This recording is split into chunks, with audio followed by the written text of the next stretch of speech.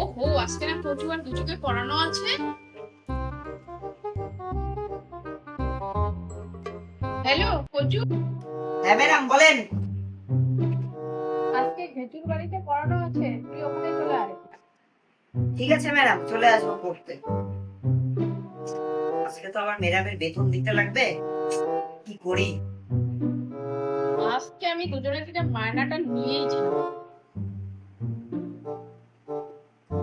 কিরে প্রচু, তুই এটা কি করছিস?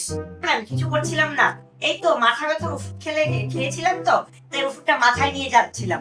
না কিছু না, আপনি আসেন আসেন।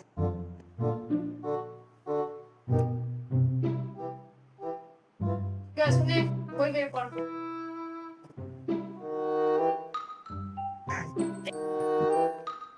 হ্যাঁ ম্যাম আসবো। কিরে প্রচু, তোর এরকম অবস্থা কেন? আরে ম্যাম, আমি একটু গরিব হয়ে গেছি তো ওই জন্য। আচ্ছা যা বস। হ্যাঁ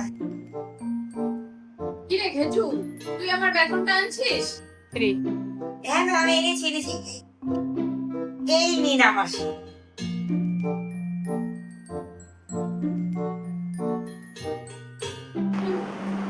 থেকে বেতন দেয় না, আবার কমন চাইছে। কমন দিব আমি ওকে?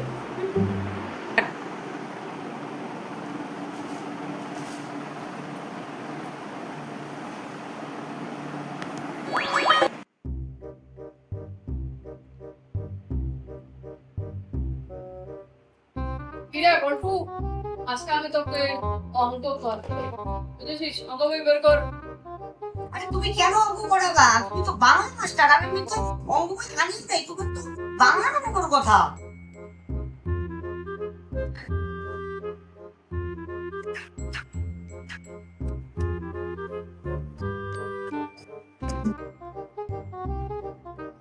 মাস্টার মাস্টার হয় বুঝছিস? আমি চাই অঙ্ক করাই, চাই বাংলা করাই, তাতে কি হচ্ছে তোর? ঠিক আছে, পড়াও। আচ্ছা বটু, তুই এ স্কয়ার প্লাস বি স্কয়ারের সূত্র বল।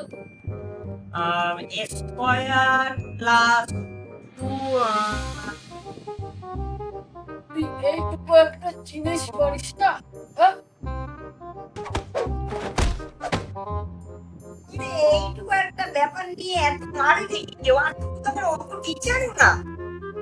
ঠিক আছে, আজকে তো ছুটি, আজকে তুই যা, কালকে আমি তোকে ইতিহাস করাবো। তাও তো তুই আর বইটা পড়তে। এই নিন আপনার টাকা। ও, আজকে তুই বেতন দিলি ওকে? ও ঠিক আছে, দাঁড়া দাঁড়া দাঁড়া, যাস না যাস না, দাঁড়া দাঁড়া দাঁড়া দাঁড়া। এই নে তোর চা। আহ,